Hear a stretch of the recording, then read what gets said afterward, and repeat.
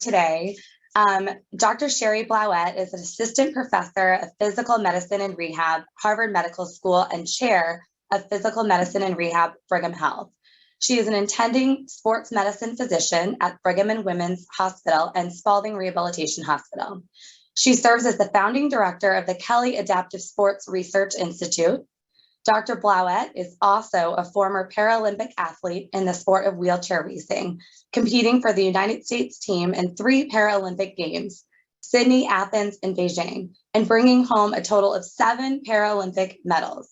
She is also a 2-time winner of both Boston and New York City marathons.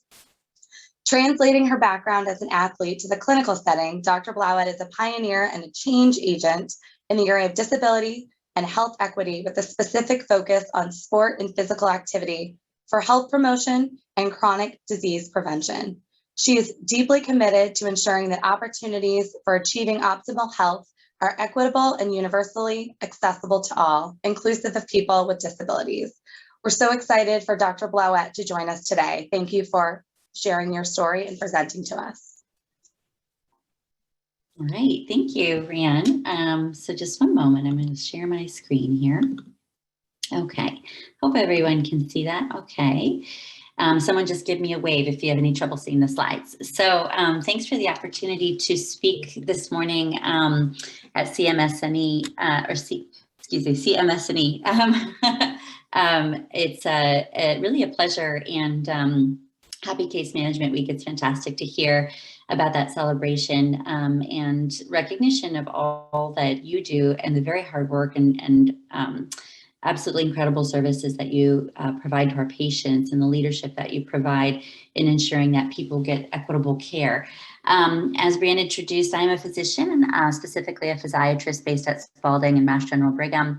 And here today to provide both personal insights as well as some big picture consideration around ensuring equitable care and equitable access for patients with disabilities. So to start, I wanted to do a little bit of definitions. And it's interesting because although all of us, you know, if you're working in case management, if you're working in rehabilitation or more of an acute care setting, really wherever you're based, we all interface with disability. But despite that, we still often have to do a lot of work to really level set in terms of how do we define disability now in 2021, because things really have changed over the last several decades. So when we think about the disability community, of course, it's important to remember that this is a very heterogeneous community, inclusive of people with physical disabilities, sensory disabilities, mental health diagnoses, intellectual disabilities, learning disabilities, and also individuals with chronic disease that impact their function. And you see this heterogeneity and this broad definition of disability, and this really is supported by the U.S. Americans with Disabilities Act and also the amendments to the ADA that were passed more recently. So it's not just that prototypical person using a wheelchair rolling down the sidewalk, right? Disability is a really broad concept as it currently stands, particularly related to policy-based definitions, and that really is shifting the context of disability across our country. In that light, when we think about the prevalence of disability across the US, it's approximately 20% of our total population. Some stats actually go up to 25%. And globally, this is over 1 billion people worldwide and 61 million Americans. So again, when you think about disability from the lens of health equity and promoting diversity, this is not a small segment of the population. This is actually a broad swath of the people who are around us at all times, friends, family members, and of course, the patients that we serve. Additionally, important to remember that disability is not just a minority issue because it's something that can come and go in people's lives. So you can self-define or self-identify as a person with a disability one week and not the next week. Or you may have a transient illness or injury that causes disability for a period of time that then improves. So it does impact everyone typically at some point in life, particularly our aging population. I think one of the best examples of that is hearing loss, where, you know, as you move through life and as you move into middle-aged and older years, the prevalence of hearing loss is profound. It impacts almost everyone at some point. And so although we think of people who are deaf or hard of hearing as being sort of that classic component of the disability population, for example, someone who's deaf and uses American Sign Language, Also important to remember that deafness, the spectrum, actually impacts many people around us, particularly older individuals. And therefore, when we think about access and accommodations, we shouldn't just be thinking of that young 20-year-old person who uses American Sign Language, but we should also be thinking about all of our patients who are over 70 or 80, for example. Also important to note that disability is highly intersectional. So this is a infographic from the CDC that looks at the intersection of ethnicity and race. And this demonstrates that if individuals define or self-identify as Black Americans, 1 in 4 have a disability. 1 in 6 Hispanic Americans have a disability.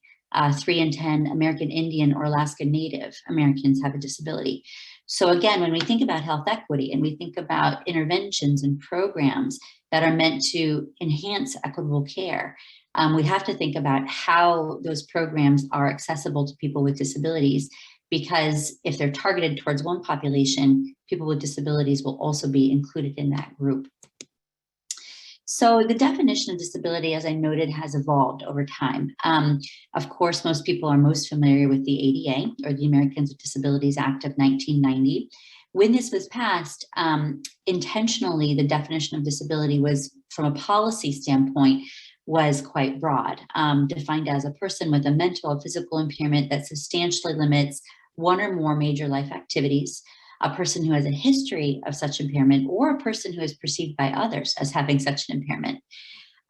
What we've seen is that over the past several decades, there's been an evolution into more of what we call a human rights or a disability justice framework.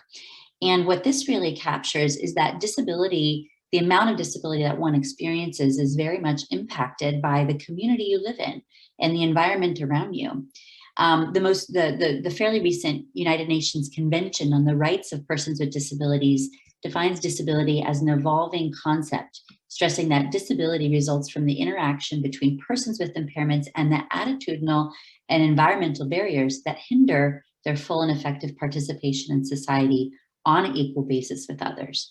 And I think, honestly, that this is a really helpful definition, because it reminds us that a person can have a certain diagnosis or a certain impairment, but how much disability that diagnosis causes is very much related to one's environment. So if I take myself as an example, I am a physician, I am a wheelchair user due to a spinal cord injury. So my diagnosis is spinal cord injury. My impairment is impairment in lower extremity function and wheelchair use. But how much disability I experience varies widely dependent on where I am on any given day. And if I'm here in Boston, going to work, getting in my car, pulling into the parking garage, taking the elevator up to my office, frankly, my level of disability is very minimal because I have access to everything I need. My environment is set up to enable my success professionally. Now, if I get on a plane and I fly to Kenya, and I go to a bus station in downtown Nairobi where there's very little physical access, where there's buses zooming by, none of the buses are accessible. The culture around disability and the stigma around disability is still very different, and the stigma is much higher. People are probably treating me differently. I'm invisible, no one's offering help. All of those factors lead to myself in that environment having a high level of disability. I wouldn't be able to get on the bus. I wouldn't be able to get where I need to go.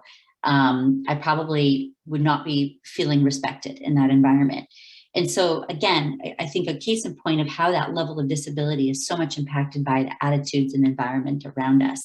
And the global disability rights community is really pushing us towards more of this human rights framework as a way of thinking about disability.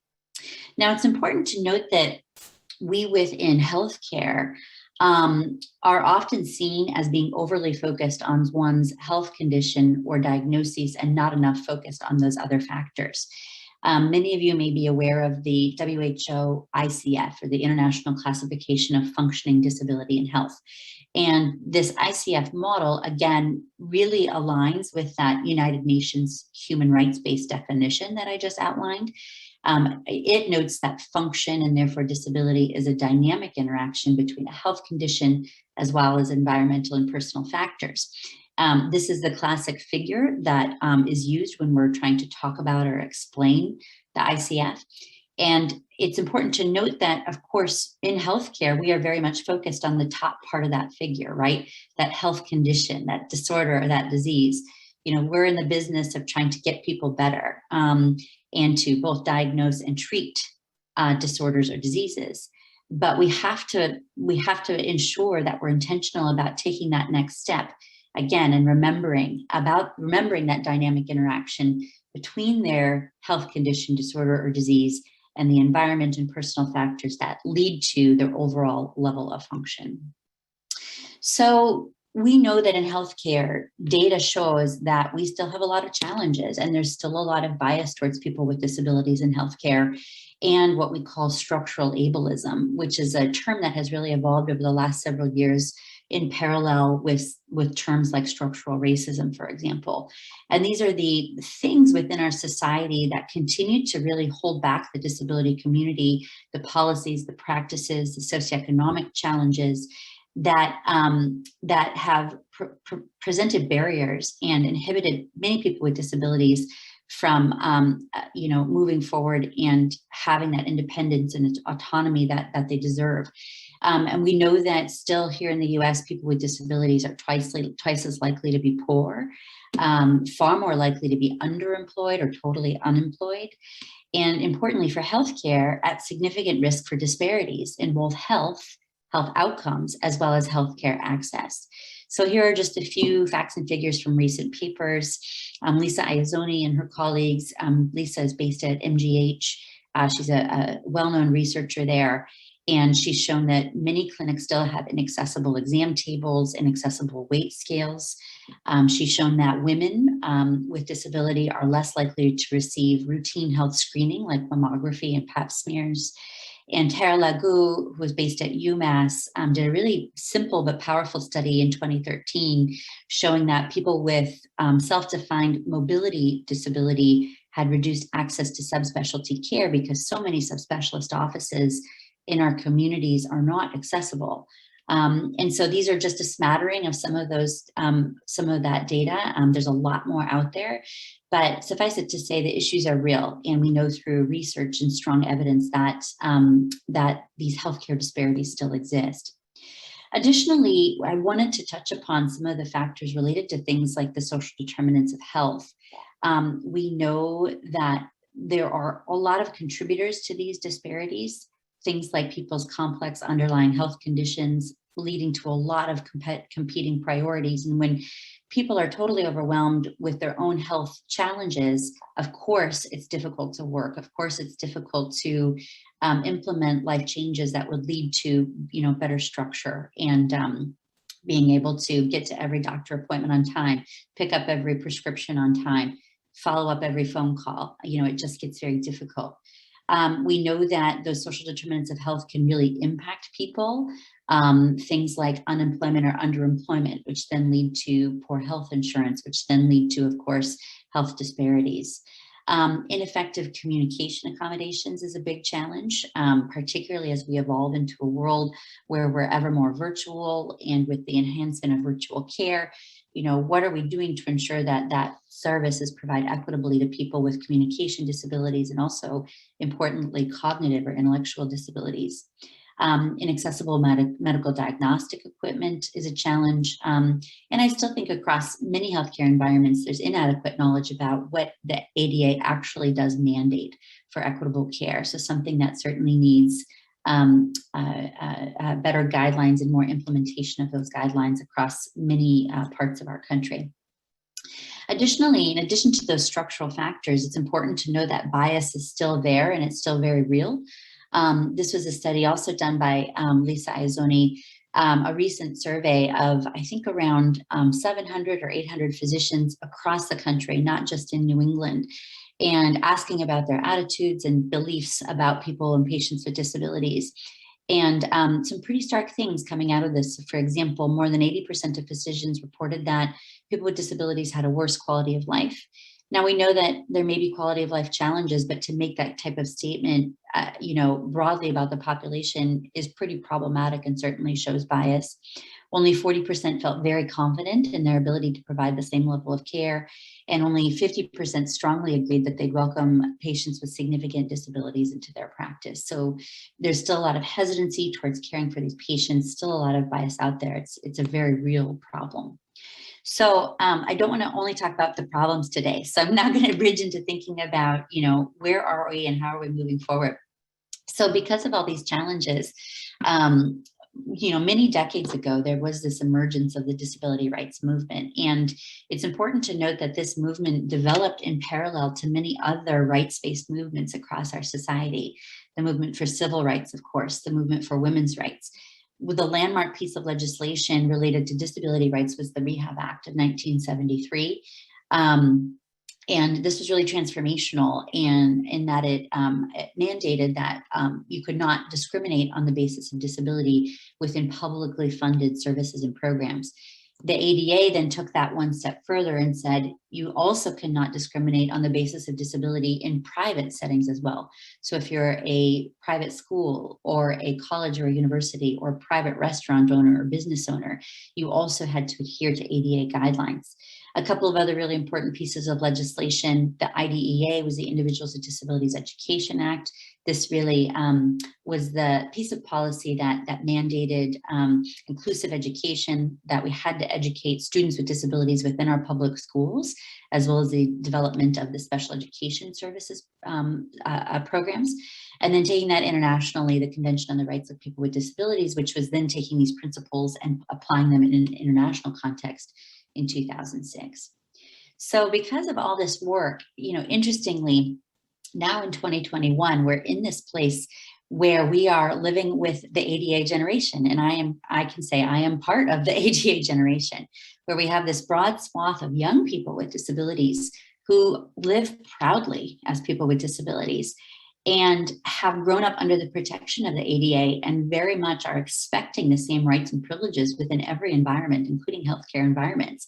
And this generation is not afraid to speak up, rightfully so.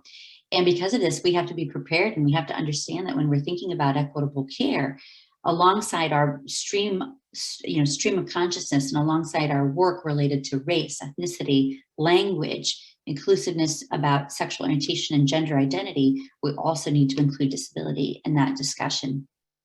Also important to remember that our population is aging, right?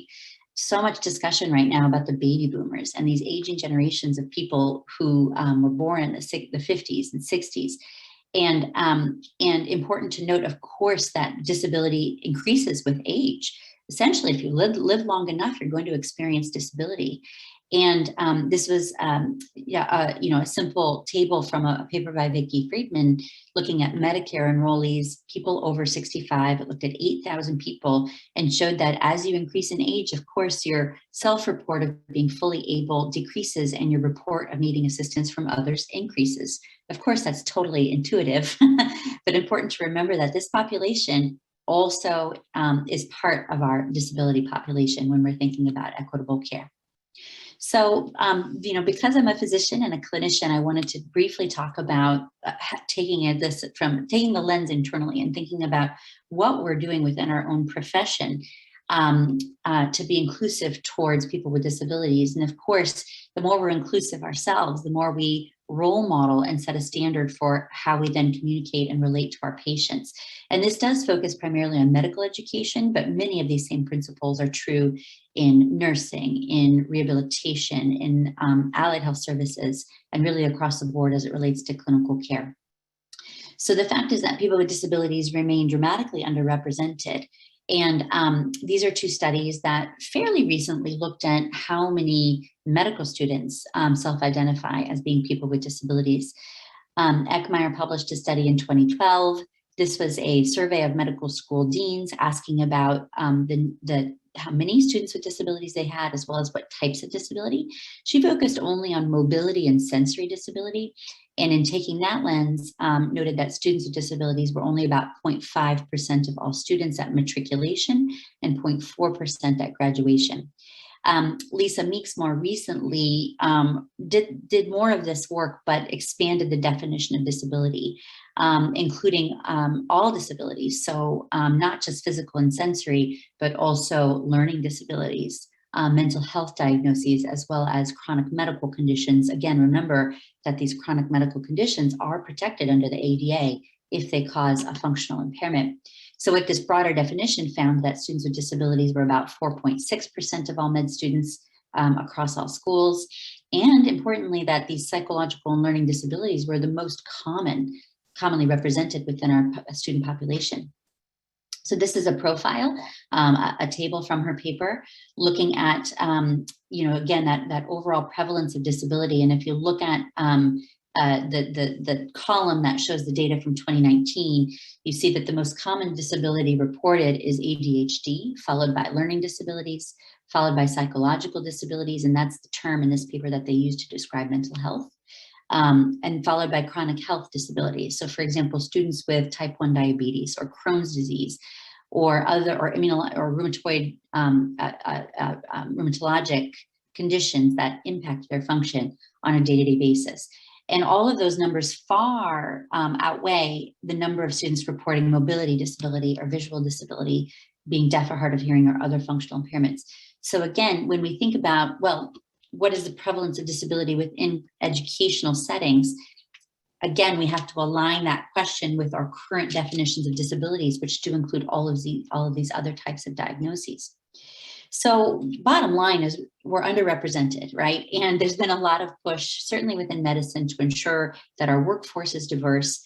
A lot of effort over the last several decades to enhance opportunities for women in medicine, for example. And now if you look across the country, it's about 50-50 men and women in the field of medicine.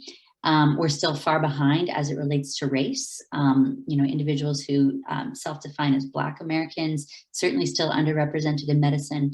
Many other aspects of diversity still underrepresented as well, disability being one of them. So what are the ongoing challenges to climbing that proverbial ivory tower?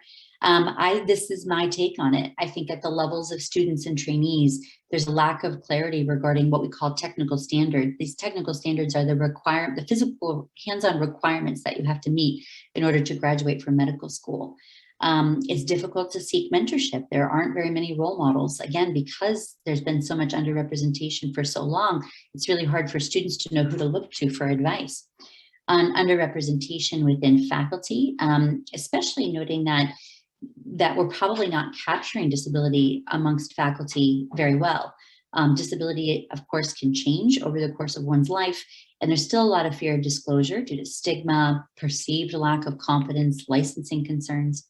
And then across the profession, certainly in most clinical professions, certainly medicine, we still hold these characteristics of strength and endurance as being historically valued.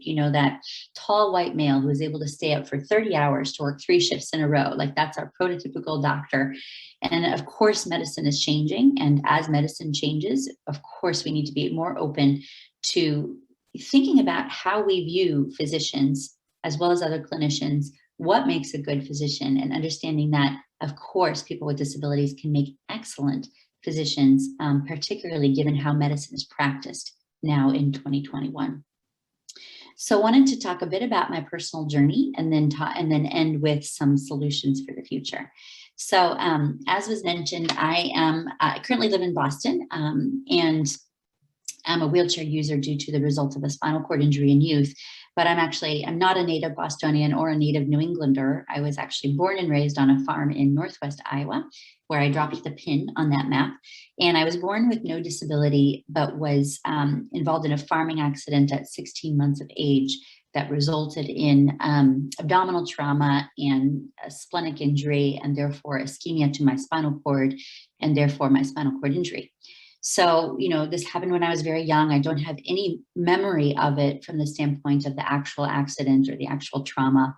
Certainly classify myself as someone who's lucky to be alive, but here I am. And interestingly, growing up in that part of the country, it was a fairly rural area. One K through 12 public school that served all the farming communities and small towns in that northwest section of Iowa. And because of that, there were not really any other students with visible or young people with visible disabilities in my community, at least that I saw or that I was aware of.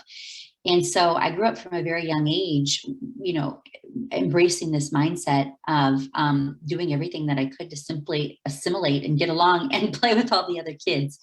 And I think in many ways, this was very helpful to me because it really taught me, how to adapt, how to think creatively about how to keep up with those kids and be a part of my community. But it was also very difficult because, of course, as a young person with a disability, there are challenges, and I didn't have any peers or other people to talk with about those challenges. I have here a picture of my mother because when I think back to this phase of my life, I really think I owe pretty much all of my success to her. She was a nurse. And so when I was injured, of course, it was a very difficult time for my whole family. But she, because of her nursing background, I think was able to take it in stride more than everyone else. And really, from a very early point, decided that my daughter is still who she is. She's still bright. She's still capable, and we are going to make this work. And she inherently treated me just like any other member of the family or any other kid. And she kept her expectations of me high, right? She didn't cut me too much slack.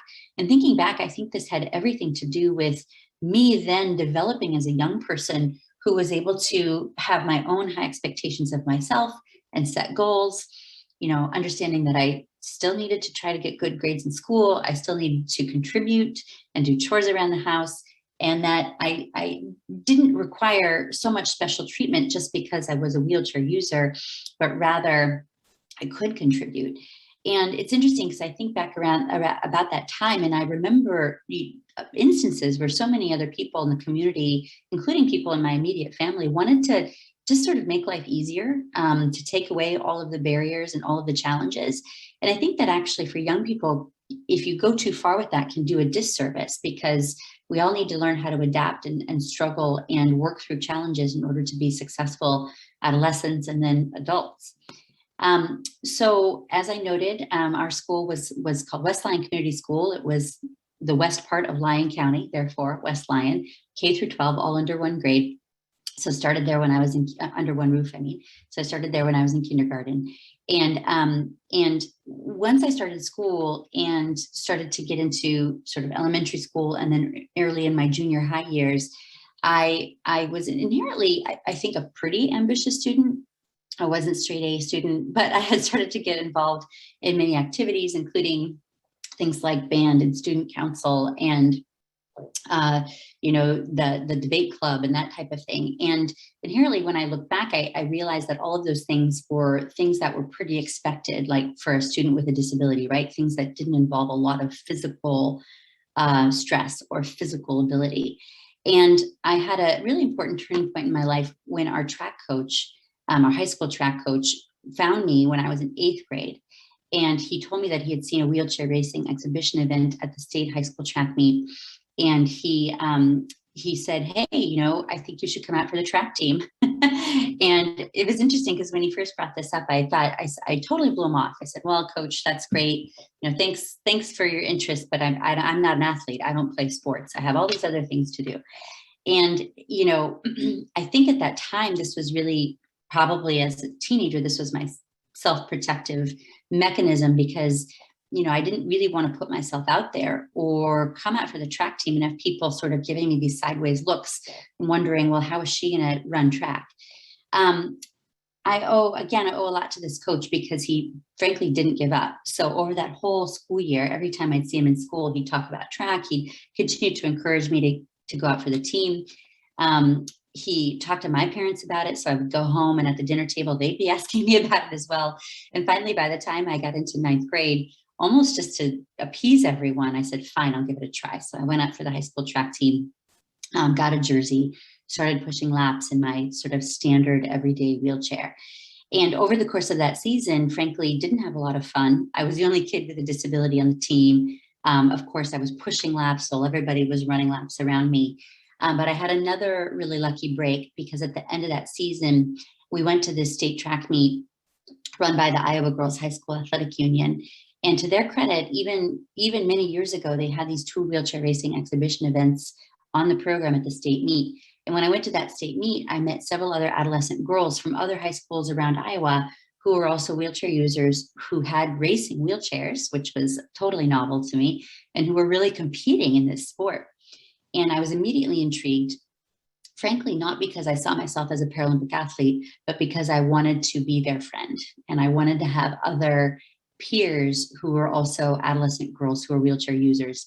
And I was so hungry for that peer experience and having friends that really understood what it was like to have a disability. So I started to go to these track practices for this wheelchair racing team that trained in Des Moines on the weekends, and ultimately with time started to actually get good at the sport of wheelchair racing. And ultimately, wheelchair racing was my first career as a professional athlete, even before I launched my career in medicine. And it took me very far in life. And I think back about that coach and about that really important moment when he encouraged me to go out for the team, even though no one else expected it. And I certainly didn't expect it of myself. And look what came of that, right? And ultimately, because of wheelchair racing, when I graduated high school, I went to the University of Arizona because at the time it was one of the only public universities that had a full adaptive sports program. When I was at the University of Arizona, I qualified for my first Paralympic Games in Sydney in 2000. And that was really the launch of my international career in the sport. And then from there, things really took off. And I ended up competing in 2 more Paralympic Games in Athens and Beijing. And also eventually becoming a major marathoner and traveling around the world to race in these big marathons, including Boston and New York, and bringing home a couple of wins in Boston in 2004 and in 2005.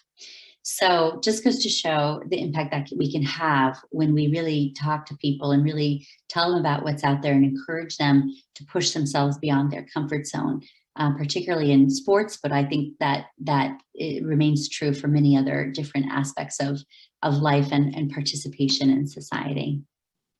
So as I was going through my career as an athlete, I never quit school, right? So I continued to pursue my educational path. As I noted, I did undergrad at the University of Arizona. When I got there, I had a strong sense that I was interested in medicine. And so went into a pre-med track and never left. So ultimately graduated, of course, applied for medical school, and at that time wanted to go to the best school possible where I could also continue training. So with that combination in mind, my best opportunity was at Stanford. So moved to California and spent 6 years there. And then as I was winding down in my career in wheelchair racing, at least competing at that elite level, was also when I was nearing graduation from medical school. And because of that, geography was no longer as important of a factor. And again, I wanted to simply go to the best residency program possible. So picked up and moved cross country to Boston, where I did my internship at the Brigham, followed by residency in physical medicine and rehabilitation at Spalding. And I show all these images because I found that along that educational journey and that journey towards training as a physician, there were different considerations in different environments regarding accessibility and access and how developed the disability culture was in each of these places. I was very fortunate because at the University of Arizona, they have a very, very deep and robust disability community, a very strong disability student services program on campus. It attracts a lot of students from around the country. Of course, the weather is favorable. It's a very flat and accessible campus. And looking back, I think this was really important for me because, leaving home, being a farm kid from Iowa, and really striking out to live in a totally different part of the country, I think having that accessibility in that community was really important as I was continuing to develop that strong sense of self-identity. When I went to Stanford, interestingly, of course, an amazing school and an amazing opportunity to train in medicine. But frankly, the disability culture was much more subdued, really barely existed on campus.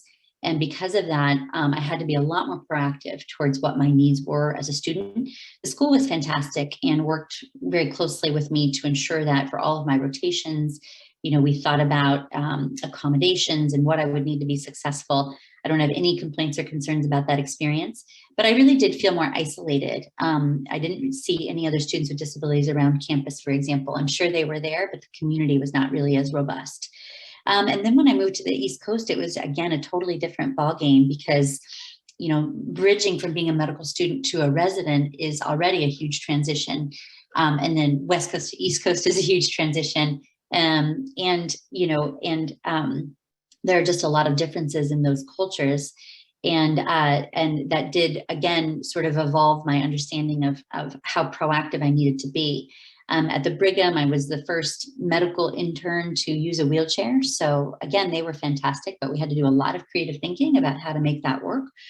So for example, when I was on the code team, we had to have an extra code pager available that another intern would wear so that we had one extra set of hands on deck for any codes. Because I, frankly, as a wheelchair user, can't give very good chest compressions. And that's usually the role of the intern. So we had to make sure that someone else would be there to give chest compressions. And then I would assist with all of the other aspects, whether it was getting an ABG or making critical phone calls or doing other interventions where I was definitely physically capable. Moving then into my PM&R residency, it definitely got easier. Of course, Spalding is such a phenomenally accessible environment, especially once we moved into our new hospital. And again, that disability culture kind of returned because it really is part of our mission to think about the disability community and disability equity. So it sort of felt like a homecoming in many ways. But, I think this journey, again, taught me that there's still a lot of work to do to really build that understanding and that disability culture and that sense of cultural humility towards the disability community at different institutions across the country and even in different healthcare environments. The important part, of course, is to be open-minded and to be still willing to learn and grow, no matter where you are at on that journey. Through this time, I learned a lot of lessons about what works for me in terms of accommodations. Currently in my practice, these are the things that I use. It's actually fairly simple. And a lot of this, of course, was trial and error over many years of training. My practice is currently based primarily in the Foxborough site down in Patriot Place. And this is a great place for me to practice clinically because it's fairly new infrastructure. The rooms are nice and big. The bathrooms are all accessible. There's a nice accessible parking garage, and logistically, it's just easy. I use these high-low tables, sort of like what you usually see in a PT gym, because it enables me to elevate or decrease the height of my patients to a place where I can easily do a physical exam. And I also do a lot of procedures and injections, and it enables me to sort of set up the room in a way that works well. And then in my training, I did use a Levo standing chair, as is noted on the bottom picture here, in order to do procedures that require being at a standing height. So things like fluoroscopically guided injections. I even used this in medical school when I was in the pediatric ICU or the NICU, where all of the beds and incubators for the babies are very high up. So I found it to be just a helpful tool to have around most of the time. So now I want to move on and really end the talk with thinking about how we can all work together to think about valuing disability as an important element of diversity. And I think these are the key steps. So first, I think it's incredibly important to redefine diversity to be inclusive of disability in all cases. So essentially, wherever you're at, no matter where you're based for your work around the New England region, if you're involved in diversity-focused initiatives within your healthcare system and you hear about these initiatives developing, be the voice to say, well, what about disability? Shouldn't that be part of the conversation? And you'll be amazed at how often it's not. And we really do have a role to play in ensuring that it's not invisible as we develop all of these different DE&I focused initiatives. And again, when we think about that intersectionality that I showed with that figure from the CDC, it's important to remember that if we're building diversity initiatives to focus on, for example, race, that we will reach less people if we don't make those programs accessible to people with disabilities. Again, remember, 1 in 4 Black Americans has a disability. So to me, these things have to go together, but it is often forgotten, and we can be the voice to ensure that very important point comes forward. We need to encourage disclosure and open conversation. There's still a lot of stigma and bias around disability. People feel a lot of shame. They don't want to talk about it. And we have to shift that conversation into more of a conversation around this proud disability culture, that you can be a person with a disability and still be successful and happy in life. And we need to bring it out of the closet and see it as just another element of diversity rather than something that we need to fear or stigmatize. Offering reasonable accommodations is critically important, and these accommodations should always strive to empower the individual.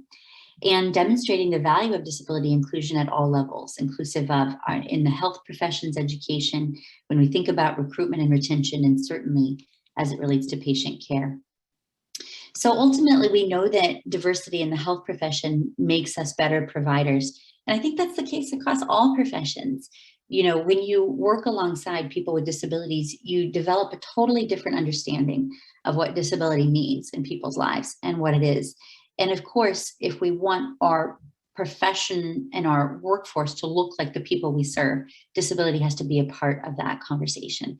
There are good studies in healthcare that this reduces the implicit bias that we have towards patients, that it improves patient experience. I can't tell you how many patients come into my exam room and say, wow, doc, I'm so happy to see that my doctor has a disability, because I think it brings this inherent sense of commonality and empathy to the visit that wouldn't always otherwise be inherent. And importantly, it empowers leaders for the future, right? Ultimately, we want our leadership to be diverse at the highest level. And by bringing people in and embracing diversity, even at the entry level, of course, that starts to create that pipeline towards people who ultimately enter into leadership roles. Regarding embracing the conversation, the stigma around disability can be high, and the first step is to address it and to talk about it and to be okay talking about it. I have this figure here. This was a really brief op-ed that I had the opportunity to publish in 2017 as part of the New York Times Disability Series. They did a series of these in that time frame, and it was all about being a wheelchair-using doctor. And this received a lot of really great feedback, also some concerning feedback if you look at the comments section, which is always a little bit dangerous and controversial. But on the whole, the feedback was majority positive, and talked about how, yes, disability is just another part of that lived experience that so many of us have. And it is important to have it represented across all aspects of society. And that makes us more comfortable talking about it, and to take it out of that closet and to destigmatize it over time. So I'd encourage this as a really key point. One thing that I think, this is sort of a dovetail on that last point, but I think it's important to really hit upon this because it is still so pervasive, even in healthcare. And we still have this common ableist perception that if someone lives with a disability, that we failed them, right? And again, we need to move beyond that to understand that, yes, in many cases, there's a period of grieving and a period of loss and needing to move forward. But ultimately, so many people can be successful and successfully proud as people with disabilities. And we need to move out of that ableist perception that assumes that people are fragile or depressed or in poor health or deserving of pity. And the ideal societal paradigm, and this is just my perspective, is that, for many decades, particularly before the Rehab Act and the ADA, people with disabilities were simply invisible. They were in their homes. There was no community access. And now people with disabilities are visible, right? There's this proud justice movement. But what we really want is that we develop such a ubiquitous understanding of disability that people become invisible again, because we're just all a part of society together, right? And it's not something special to have a disability or something that, again, deserves that leads to, feeling sad or feeling pity towards someone, but rather we see it as just a natural part of the fabric of our society and the human experience, particularly as related to things like the aging process. As it relates to reasonable accommodations, this is obviously a big, complex area, but a few key points. Really, these are meant to level the playing field so that people can do their work successfully, even as a person with a disability. They should always be approached as a bi-directional conversation. We should never assume what accommodation someone needs or what would work best for them. And it often does involve a little bit of trial and error, and that's okay. So if an employee comes on board, or a student or a trainee comes on board and has a disability and requests an accommodation, it's important to note that, especially if it's a new work environment, it may take a little bit of trial and error to understand what helps them to be the most successful. That bidirectionality of it is critical. And also important to note that this can cover a lot of different areas. It's not just ramps and elevators, right? It's also things like technology, for example, screen readers for people with low vision, ASL or Braille for people with communication disabilities, or even closed captioning in meetings for those who are deaf or hard of hearing. And an important one, if you talk to people with disabilities, one of the most important accommodations that many will discuss is just flexibility. So I put here having longer appointment times, that's from the clinician perspective, but even for the non-clinical workforce, having some flexibility can just be really helpful.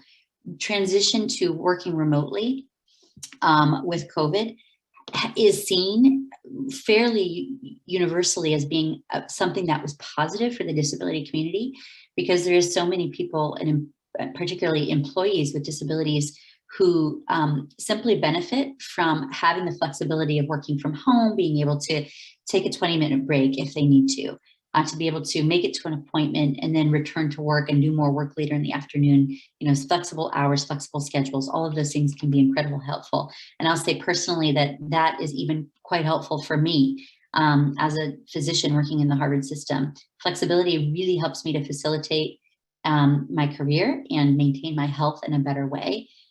Which of course is great because it ensures that my career will be longer and that I'll have more to contribute over the years within our healthcare system. So something that's an important concept to emphasize. Also wanted to talk about this importance of accessibility and universal design. Again, this comes into that accommodations discussion, but it's a really important principle, noting that when we design our environments more universally, then we don't always have to think about special or separate accommodations. So these pictures here are just some examples. So the picture on the left is an example of universal design from the standpoint of the built environment, where in this location, they've built the ramp kind of integrated into the stairs so that whether you're a wheelchair user or someone who's ambulatory, you can enter the building with your colleagues and friends. You don't have to go along the side or around the back of the building to find the quote unquote handicapped entrance. You're separated from your group. You have to go find them again. It's isolating. It's not the best experience. So this universal design and being able to access something together as a community is really important. And here I just showed a couple pictures of, one of our campuses, MGH, and to talk about how that's changed over the years, where certainly when it was built as an institution many decades ago, not accessible at all, right? And so as we continue to update our buildings and our infrastructure, we always have to think about how do we do that in a way that will be as welcoming as possible to all communities, inclusive of people with disabilities. In a healthcare environment, these are some examples of universal design that you may not even realize are universal design. So something like a sit-stand workstation, which I know we have them all across Spalding, which is so fantastic, but it enables people to work in whatever position works best for them, whether it's being seated in a chair or standing because they have some low back pain, or if they're a power wheelchair user, they can elevate that table into a higher position so they can roll under it with their power chair. It offers, again, that flexibility so people can choose. Things like the sinks where you just have to wave to get the water to run are an example of universal design. There are a lot of people who have limited dexterity that makes it hard to actually grab and turn a nozzle of a sink. So having the wave operated sink, again, universally just makes it usable for everyone. The automatic door openers, another great example. These help everyone, right? Of course, they're great for me as a wheelchair user, but they're also great for you. I assume if you're carrying a stack of papers or carrying your lunch and don't want to spill something. So again, something that makes all of our environments better. And last but not least, closed captioning is a great example of universal design. This isn't just an example from the news. You know, you've probably been in a busy restaurant or sports bar where there's a TV, and because it's loud, they have the closed captioning on so that you can watch that Red Sox game and you can actually see the closed caption description of what's happening in the game because you can't hear it. Closed captioning was initially developed for people who are deaf or hard of hearing, but it's evolved as being something that helps all of us in different environments. And so again, being thoughtful from the start makes our environments more inclusive across the board. And when we're more inclusive across the board, then there's less of a need for specific accommodations for the individual downstream. So what can you do today? Just a few quick tips. First is learning more about how to respectfully communicate in that way that demonstrates cultural humility. These are just a few examples. There's a lot of literature out there on this that you could seek online. There's a new book actually that just came out, so I didn't include it in my slides, but it's called Demystifying Disability, and I can put that in the chat later. But it's published by a young leader in the disability community. Her name is Emily Ladew, and it's really like brief, short, readable, softcover book that talks all about these aspects of disability and cultural humility. But here are a few basics, using person first language, person with a disability, not disabled person. Now, interestingly, this one is a little bit controversial because as things morph within, various cultures that represent diverse populations, that pendulum is actually swinging back a little bit, so that now a lot of really front end leaders in the disability community are actually going back to disability first language and saying, I am a disabled person and a proud disabled person. So that one I'll say can go either way, although I'd say the majority of the community still prefers person first. Avoiding phrasing that implies judgment regarding quality of life. So I strongly prefer that I experienced a spinal cord injury, not that I suffered a spinal cord injury. I can't stand that word suffered because to me, I don't suffer because of my disability on a daily basis. And when we use the word suffer, we're inherently casting judgment on that person's quality of life. This one drives me wild. Wheelchair bound. Please don't say it. No one's wheelchair bound.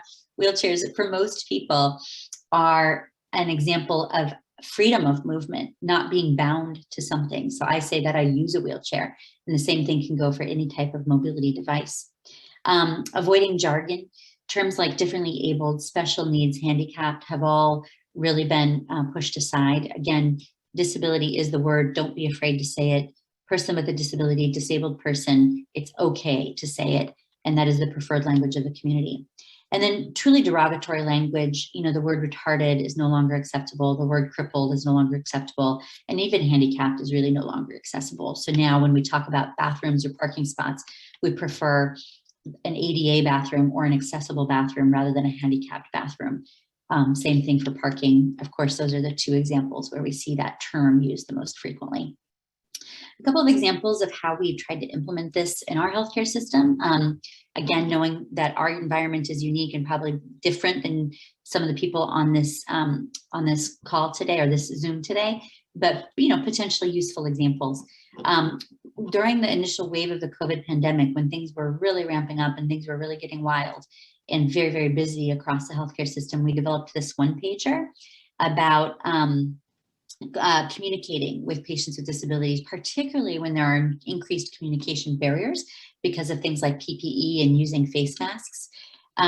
So we try to include both deaf and hard of hearing, as well as blind, visually impaired, and then importantly, individuals with autism, developmental disability, or cognitive impairment. And this is really designed for frontline clinicians who may not be familiar with a lot of these principles of disability equity, but who are trying to do their best to take care of this broad set of patients who were experiencing fairly acute needs because of COVID. One important thing that you could do today is understanding that if you have questions regarding whether or not to assist, just ask the individual. People with disabilities are comfortable describing their needs, and they'd rather you ask than making assumptions. And I realize this is probably a well-known concept to most on this Zoom today, given that you regularly work with this community, but definitely a message to spread to your colleagues as well and others who may not as frequently interface with disability. I think a lot of people have this fear of asking because they're afraid the person will be offended or lash back at them. And that's really an outdated way of thinking. Again, we want to take these conversations out of the closet, not be afraid to talk about it, and simply ask what people's needs are and how you can best assist them. One important thing is thinking about your EMR. So in our system, it's EPIC, and we've been doing a lot of work to think about how do we better capture disability with an EPIC as a factor of someone's demographics, and then with that, what accommodations they may need to receive the best care in our healthcare system. Currently, EPIC has what we call this special needs flag, but it's pretty limited. It doesn't include all types of disabilities. So we're working to adjust that to what we're calling a disability identity flag, where a person, when they're registering as a patient, can self-identify as being a person with a disability, and we have different categories. And then at that same time, talk about what accommodations would be helpful for them to receive the best quality of care within our healthcare environment. A next step is we're also trying to roll this out. It's going to take more time, but hoping to eventually roll it out to the patient-facing interface. So for us, that's Patient Gateway, so that when people log on to complete their background information on Patient Gateway, and they're able to designate race, ethnicity, gender identity, sexual orientation, that they're also able to designate disability and accommodations at that time. Another one is understanding the rules around visitors versus support persons. So this was, I bring this up because this was particularly tricky during COVID, where there were such significant restrictions on visitors, rightfully so, to ensure that we were keeping our patients and our staff safe. It's really important to note that a support person for a person with a disability under the ADA is different than what you would classify as a visitor. So we had to do a lot of work to create that distinction. And to ensure that if you were an inpatient or if you're receiving care in an ambulatory setting and you were a person with a significant disability, say tetraplegia or severe cerebral palsy that had both a physical component and also a speech component, or someone with a significant psychological disability or autism, that you could designate that because of your disability, you really do need that support person to be with you. And this was critically important because if you think about some of those types of patients, their care, we're going to much better facilitate their care if they have their support person with them, who knows their needs, particularly for patients with communication disabilities or diagnoses like autism.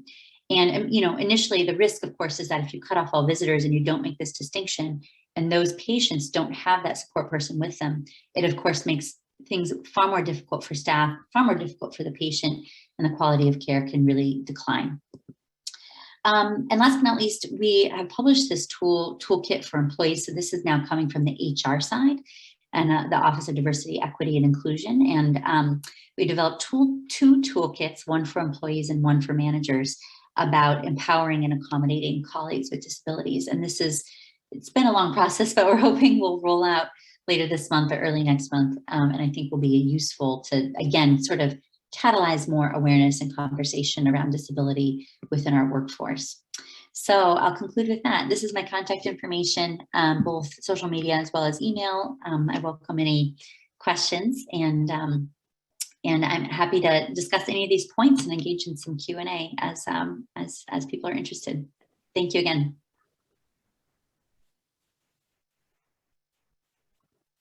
Hi, Sherry. This is Sharon Fawcett. Thank you so much for your sharing your expertise and your life experience. It really has been a great conversation, and you've learned a lot, I'm sure, from this. One question I just had: do you have any idea of what the biggest challenges are going forward for the disability community in the future? Sure. Wow. So it's a big question. Yeah. But I think maybe we can take it from like a healthcare standpoint and then a just bigger picture standpoint.